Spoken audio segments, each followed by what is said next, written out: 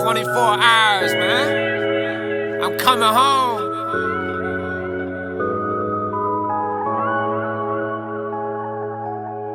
I've been waiting on this, man. Far too long.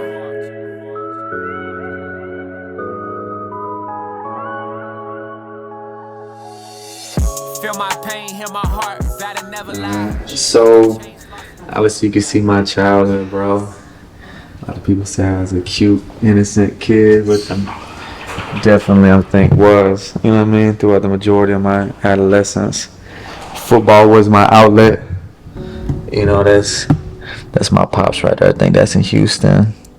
Me and my sister. It's my dad's apartment. Like, after my mom left him. I remember, look, he didn't have nothing, bro. That's how my pops used to live. He used to literally sleep on the floor.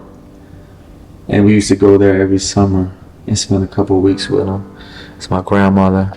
She's like a mama to me. She pretty much raised me apart from my mom.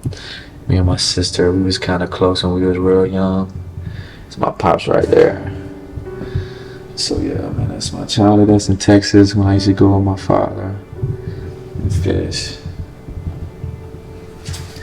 It's me and my sister and my grandmother's like elderly living place, like the condos or whatever it was. Point to it again. Right here. Me and my sister and my grandma's. This is obviously the fam when my mom and my father were still together. I probably had to been like maybe one. I obviously don't remember that. I'm sure I was probably in Houston. And I remember this was in my father's hotel, I think. He used to come over here sometimes for like Christmas, and I think that was Christmas Day. Like, he would stay in a hotel and we'd have like another Christmas in a hotel with my dad. I think my mom came over, brought us over there. This is my grandfather. Get me fishing. That's your father, right? Mm-hmm. Okay. Yeah, so that's my grandfather. He like instilled fishing in me when I was a kid. He was pretty much like somewhat of a father figure role when I was real young. And as you can see, my sister's interest in music like naturally inspired me like to be interested in music. And even like, where is it at? Right here. I always remember just loving listening to music and just being creative and making up my own songs. So, you know, the interest in music, you know, started real young. So yeah, I think we moved here when maybe I was 13. And this is the room that I had. When I had this room, none of this was in here. It's completely different. I had like my bed right here. I had a shelf over here. And I had like, this shelf was right here, TV right here. But I remember like I had a chair. I used to sneak out this window. I used to smoke weed and blow it out the window. I had a little table right here. TV, Xbox, bed, and a chair. So this was the hangout spot. And I had a table, and this is where I bust down on my weed and roll my joints. And little did my mother know, you know, obviously this is where I'm like bagging up on my weed to sell. I keep on my reefer and my coke and my pills in the closet and all that. But like this was like the hangout spot. You know, I used to always be up late night, you know, I'm smoking and being high, watching TV with my dogs. You know, that was like young teenage years. Your mom told me how she found drugs the first time in your room. Oh, well, I think she told me about it. She's saying that she found it under the bed. Yeah, you had like a hole under the bed. Yeah. You had some good highs. Listen, I don't think, because I asked her if she remembered. She said she don't remember. I think she flushed like a quarter pound of weed, down the toilet when I was like 14. And I remember I was so mad because she found it in the closet. And I think she called me. She was like, "Oh yeah, I found your stuff." And I'm like, "Mom, what are you talking about?" She's like, I'll talk to you when you come home. And I remember coming home, and before I even see her, I go straight to the spot. You know what I mean? And it's all gone. So I'm hoping she just took it and come to find out. I said, "Mom, where's my weed at, Mom? Where's my weed?" She's like, "I flushed it." I'm like, "You flushed it?" You know, I had it all like broken down in different like sandwich bags. And this is when I'm young, you know, so I'm like kind of like green to like hustling. So I even had like little like sticky notes on like each bag, you know, which was what, like an eighth and a quarter, whatever. Did that put you in a bind, like with your plug or anything like that? No, I had to pay for it. You know what I mean? I didn't make my profit, you know, obviously, so I had to, you know, get back right. But I would never really like be front and work for nobody. Alright, so this is my prison stuff. This is me. All right, talk about it, and then I'm gonna separately just go. All right. Yeah. So all throughout my years while I was incarcerated, one thing that I always did was journal, and I think it just became like a sense of therapy for me, and I did it, I think, unintentionally at first because I've always been a writer. I've always loved writing poetry and music, and especially like in juvenile programs throughout my incarcerations. But I think it became a way that I really didn't even understand the process, but like it was how I would express myself. And that was like a creative outlet for me. So at the end of every day, I would journal and I would write down literally everything that happened that day. I would literally go back to my journal like throughout my days in prison and write down little notes, like little words like Kareem or like Chow Hall, and just little words that were like situations that would happen that I didn't want to forget at night. So I go back and look at the notes and I rewrite everything that happened throughout the day. Most importantly, I would write about like what God was ministering to me, like areas in my life that I need to grow in, what the Lord's doing in my life, how He's using me to minister to other people, what God's doing in other people's lives, and His insecurities and flaws and areas I need to grow in. So I journal every day. So I think that really helped me like mature and like really analyze myself and just like elevate as a man. So but all of those things were prized possessions for me, so I made sure that I always kept them safe and I would send them home to my mother. On a side note, this is my yearbook when I was a kid. I think this is me right there. Hit that lamp right there. If it turns on. If it on, it's cool. Yeah, that's cool. It's me. I don't know what grade this is, maybe like 5th grade. Point to you again. Okay. So. Alright, so all this right here, a lot of people go to the chain gang, bro, and sadly, man, it can be dead time. But to me, not only the knowledge is what counts and what I receive from God, but this is like physical proof of like what the Lord was doing in my life and how I spent my time right here. Every one of these photos is a ministry. Restoring the Way Church, this is a ministry that I was blessed with the opportunity to serve and help establish at Avon Park CI, especially like the yard ministry. So all this is, bro, sermons,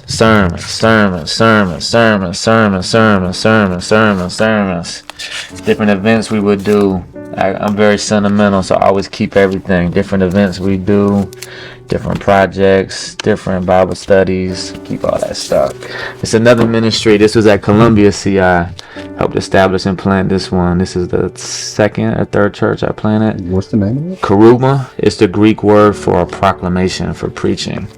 So same thing, bro. Sermon. Look at this. Sermon. Different small group Bible studies, different messages from the yard. You know what I mean? All this stuff right here, look. All this same thing, different sentimental stuff that we did. All these are different like sermon notes. These are like, you know what I mean, event in the chapel. You do that? Nah, we had somebody do that. That's posted up on the compound. Rap concert, different extreme team challenge, different events we would do. You know what I mean? So a whole bunch of stuff, all these different events. So all this is ministry oriented. You know, everybody's got like their most prized possessions. Literally, throughout the entirety of my life, anything physical that means anything to me is this. All this stuff. Alright, same thing. This is the first ministry, first church I was blessed to be able to plant and establish. Soldiers of Christ.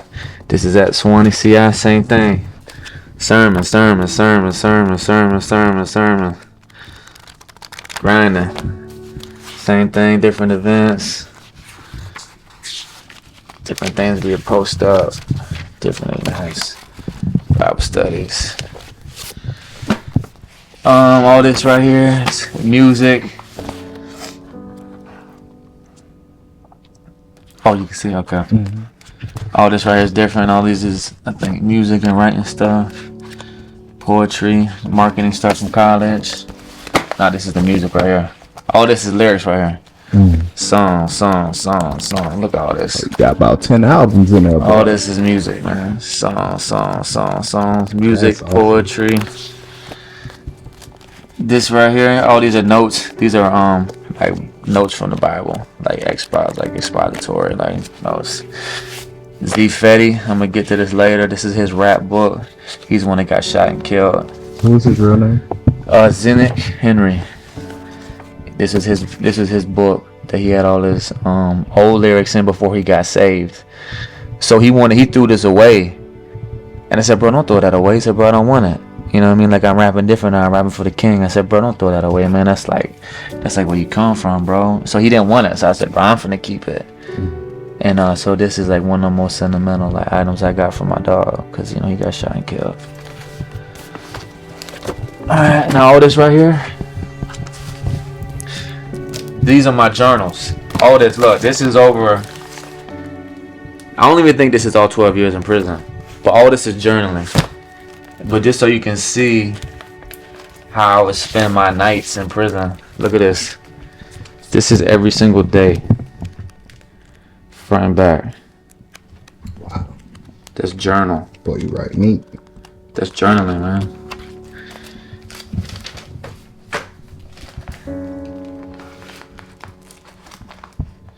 And that's, look, and that's every single one of these. That's nothing but journaling.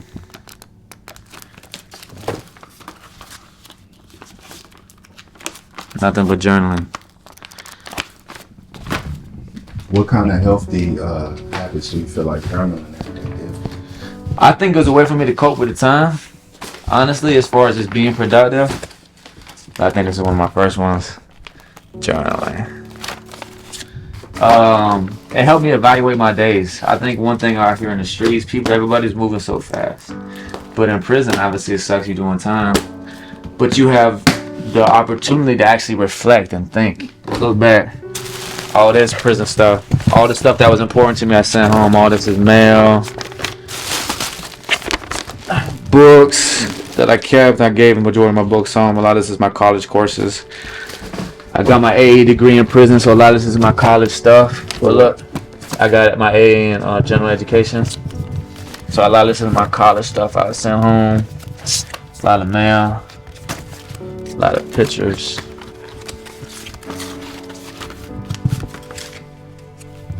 Baby mama pictures.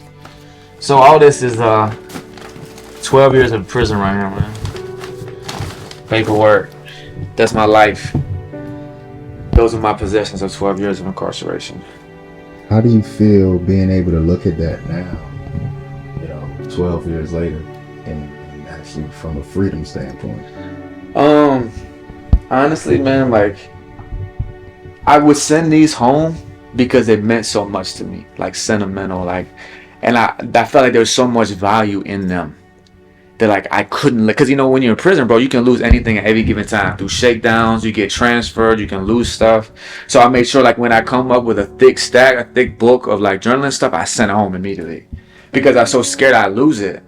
Because part of me, too, is like, yo, I want my kids to have all this. Like, whenever I die and I'm gone, like, they can look back and, like, have a deep look into my life of all these years of incarceration, see what God was doing in me and people around me, and just how I spent my time while incarcerated. But now looking at it, it's like, I'm sure maybe my kids will go through this and, like, see what God was doing in my life and who I was as a man through all these years in prison. Maybe one day, maybe they won't even care. But I see it all now, and I really don't see worth in it, like, in the material. Like, I understand, like, the worth of what was going on, like, in my mind and in my heart. Like, what was taking place in me is what the worth was. You know what I mean? Not so much like the paper or what I was writing down. I mean, all of it's gassed up. I'm sure I'd look back and laugh and cry. And Will you read it all again one day? nah, definitely not. No? Nah. Maybe I might flip through it to check at stuff, but nah, like, I remember all that. Okay. I mean, I don't remember everything. Maybe it'd be cool to look back and flip through it, but I'm a writer, bro. Obviously, as an artist, I love writing, like, books. You got a whole movie in your... Yeah, you know what I mean? So I'm a writer. I enjoy writing. And like I said, that was part of how I did my time. And not just doing my time, but that's how I grew. That's how I matured. That's how I reflected. That's how I would think. That's how I would pray. I would overview every day, bro. You know what I mean? And it just became, like, such a passion to me and such a hobby. People used to ask me all the time, like, my dogs, like, bro, like, what do you be writing, like, every night? Like, my dog used to always be like, bro, you be getting it in. Like, what you be writing? And I think everybody just understood. Like I wouldn't like vocalize to everybody like, yo, I'm journaling. You know, like I journal every night. Yeah, I don't tell nobody that. Catch me, but I ain't think this be. I told my dogs. I'm journaling my life. Yeah, I tell my dogs when I ask about it. But Did you have like the calendar, like Xing off days as definitely well? not, bro. Definitely not. That's a rule of doing time, bro. Is you don't count time. Because when you count time, it drags. I literally would never count the year I was going home and the year I was in. So whenever you're counting down the years, I mean, you count calendars, bro. If you got time, you count calendars. You ain't counting days, you ain't counting months. You count calendars. So a trick for me, like a psychological trick for make my time go by faster, don't count the year I'm in. I don't care if it's January 1st, and you don't count the year that you're going home. Like, boy, I got 3 left. But really, you got like 5. You know what I mean? So then when you start... Psych yourself out. Yeah. Just like working out. If you're doing so many like sets, you break the sets down. So yeah, that's that, man. I think that's all I want to show you. Okay. Here to go? Mm-hmm. I'm on my side. Love you too. Love you. Okay. All right. Alright, Stacey, I'm gone. Love you. Love Nice you. seeing you. Thank you for the interview. You're welcome. Love you, girl. All right. Be good. You guys like it too. Thank you, guys. Thank you. Alright, so look, growing up in South Venice, man, every kid, their dream is to get out of Venice, man. Just because, as you can see, man, there's nothing but old peopleville, nothing but elderly people. So all the kids, you know what I mean, like we all hang out, everybody's friends and does whatever, but everybody can't wait to leave. You know, so throughout, you know, childhood, we didn't do nothing but just cause chaos in the city, man. So like our younger years, it was innocent. You know, it was just like we would go like in the back streets of South Venice where there'd be like a 4-way stop sign. And, you know, there's orange like trees like in all these people's yards. So we would just get all these oranges, you know what I mean, and just pile them up by the 4-way stop sign. And at night nobody could see. We'd be hiding in the bushes, and right when the car stopped at the stop sign, and bang, bang, bang, you know, just tag up the cars, do that to police. You know, all throughout 4th of July we would stack up. You know, like our friend's dad would buy us a whole bunch of fireworks from our money that we would all put together, and we would just be putting them off, setting off like the black cats and the M80s next to people's windows. And like, we'd go to like trailer parks with old people, like little elderly like trailer park retirement communities, and just be letting them all off, waking everybody up. And we would intentionally do it, wait for the police to come, and we would wait till like the police would get like pulled up right in front of us. We all just take off and scatter. Or sometimes we would wait for them to get out the car. We'd be like, wait, and then when they get out of the car, we just all take off. So that's literally how we would spend like summers. Like we would just be destroying cars with rocks and oranges and just all types of crazy, like innocent kid stuff, running from cops.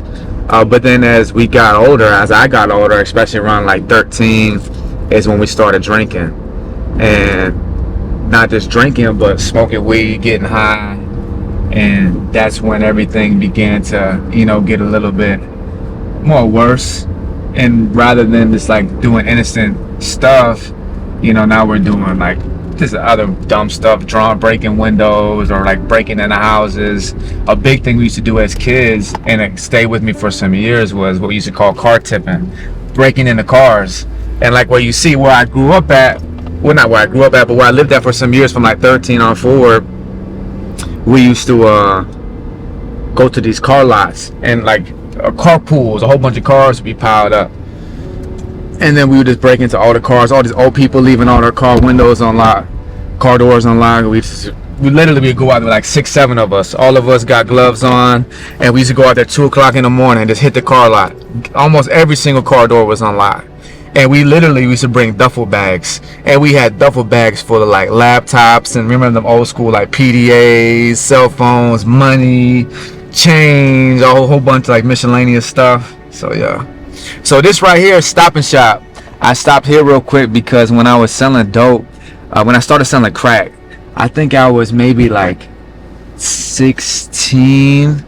I just got out of one of my programs, and you know, I was changing lanes from selling like, you know, loud and soft and like pills to where like I knew like horror was booming.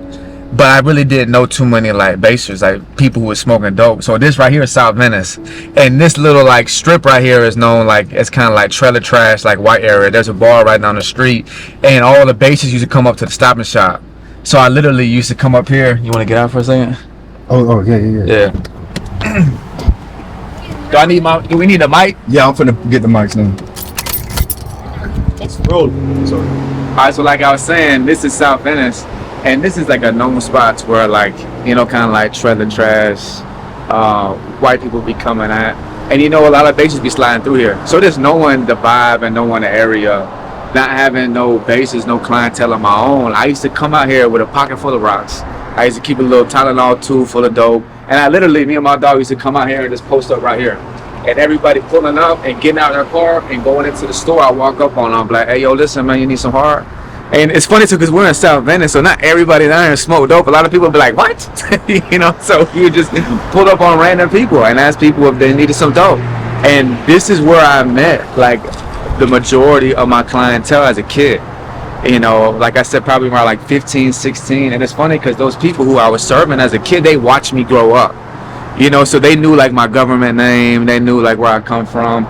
So even though like throughout the years serving them and it being strictly money, still it was kind of like a mutual like friendship. You know, they looked at me kind of like their son, and they would try to like counsel me and just try to make sure I was moving right. So yeah, this is South Venice, man, and this is where it all started at, man. Welcome to the ReStart, yo. Alright, so this is the back streets of South Venice, man. Literally for years, all I would do is sleep till like 1 o'clock, 2 o'clock, sometimes 4 o'clock in the evening.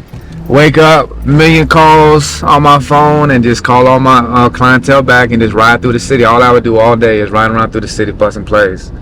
And be up all night busting plays. Having a vehicle definitely always helped me rip and run. Sometimes I'd trap and sit at one of my clientele's spot or one of my dog's house, but normally I ain't like staying in one spot sitting just because it can be hot, boy. I'd rather like stick and move, and I used to always feel like I used to come across more money ripping and running. A lot of people used to hit me more just because they know I come to them. So these back streets of South Venice, man, like I said, you know, the average person living in Venice sees the city as harmless, which it is. There's not much crime, but to the dope boys and everybody who's in that lane, that lifestyle, they obviously know there's a lot of money back here.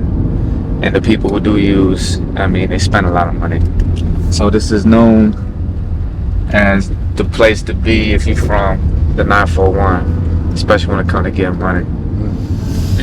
So yeah, just on another tip, bro, when I come down here, I barely ever come down here. I come down here to, my kids live in Northport, so I come down here to see them, which is another city, it's more south. So I come down here to see them. I'll stop and see my mom. And I guess driving through the back streets at times, like I reminisce and I think about everything, but it kind of disgusts me. Not so much in the sense that like I'm ashamed of everything, and of course I am to a degree, but I honestly wouldn't take nothing back because I know God purposed all that for my life. He used all that for my good. Every negative situation that made me who I am today, and I grew from it, and I wouldn't take back none of those experiences. But I think the reason why I feel disgusted at times being down here is because I'm so over this, you know, in this chapter of my life. And no offense to all the people here and all the people I grew up with, I still got, you know, love for them and stay connected to some of them, you know, or when I see everybody, it's nothing but love. But I'm just so beyond Venice, you know, and just, you know, like I said, when we was kids, everybody wanted to get out of Venice. There's nothing here. So I'm happy to be in Tampa. Most importantly, just be pursuing like God's vision for my life. And you know, it feels great to be in a big city. I want to travel, I want to go places. So anytime I come down here, it's like, I don't even like, everyone's like was saying like, yo, wait till you come down here and you see how much has changed. And really like not much has changed, and the little bit that changed, like, yo, I don't even care. Like I do not care whatsoever. It's minor changes, and I'm so over this city. But this is where I grew up at, man. Like these are my stomping grounds, like South Venice. Not just in my childhood, but my teenage years and even young adulthood whenever I wasn't in prison. So I lived in 2 homes back here. I'm gonna show you the first one is when my mother remarried, and he was ex-military, so he had like a good pension from the military. He owned a pest control company. He was kind of like really a vital male figure in my life for just a couple of years. I think he was only married to my mom. My mom only was married to him for like 2-3 years.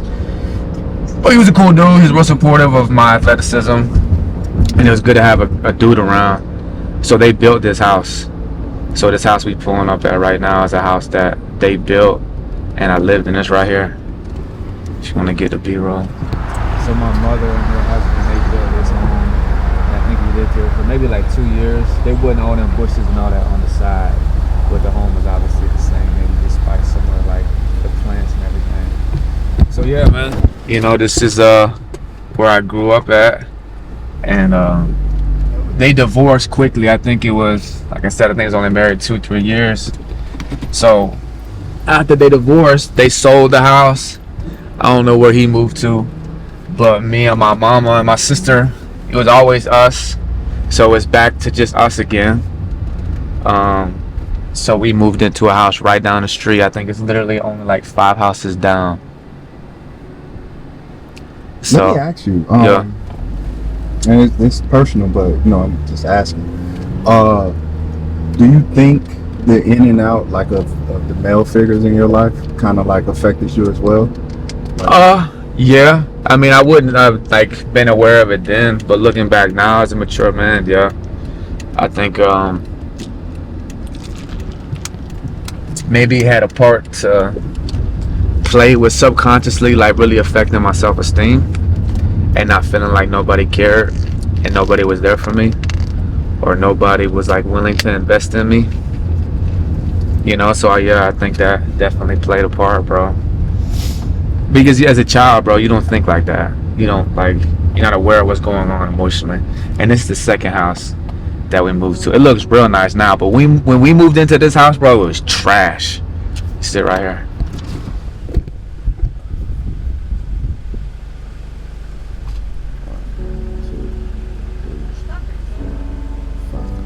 There is like that image right there of that home, to me, is like symbolic of like the beginning of destruction of my life, because that's where it started going down at. The funny thing is, I started selling dope to the neighbor across the street, and I remember because I think we moved into that house, maybe I was like 13. So that's whenever I started smoking weed. Like I was always smoking weed in the backyard, and that's when we like, you know, destroying cars and breaking car windows out and just doing all that, you know, jitterbug, crazy, stupid, innocent, you know, harm throughout this neighborhood. But not only that's when I started smoking weed, that's when I started drinking, fighting kids in the neighborhood, but that's when I started selling weed. So a lot of kids, like freshman year in high school, I started being known for like having weed. They would like pull up in front of the house, I'm selling them weed. But I remember like the neighbor across from us just came home from prison. So I was like 13, he probably had to been like in his late 20s. And I remember my mom telling me like, yo, that dude across the street just came home from prison, stay away from him. But it's funny because like years later, maybe like 6-7 years later, I started selling him dope. And I didn't know that he lived there till one day he had me pull up to his house. And like, I didn't say nothing to him, but it registered like, dang, that is that same guy who got out of prison and he's still living with his parents and he's smoking crack. And I'm serving. I'm like, it's crazy just how like all that like spun around full circle. So, yeah, so that home is really when I started like getting it in at, like selling weed, selling pills, selling coke, smoking, partying, hanging out, stopped caring about football, and just started getting like involved in the streets. And right here where we pulling up to is my dog, Jimmy. Jimmy is one of my best friends. One of my childhood best friends, and we grew up together playing football. So he was always a lifelong friend. And not just in football, but even whenever we went different routes, he stayed playing football. He played for Florida State. Yo. Hey, I'm pulling up to your house right now. I'm out front. Alright, let's go to that side gate. I'm out here. Alright. So, You know what year? when me and him stopped hanging out? No, when you played for family. No, he played for Florida State. Florida State. Yeah, I don't even know. But yeah, long story short, man, like even when I started selling like dope and was heavy in the streets and we stopped hanging out like with different people groups, I'm like more in the streets and all my dogs like dope boys, like I still always met up with him. Like he would buy his weed from me, he would buy his coke from me. He come down from college, he needs some soft, you know, he slide through, he come hang out at the trap. But even like when I come home from prison, like we did a road trip to like Philly, New York, DC. This is like my ace. Jimbo is my road dog. And you're gonna see why here in a minute, man.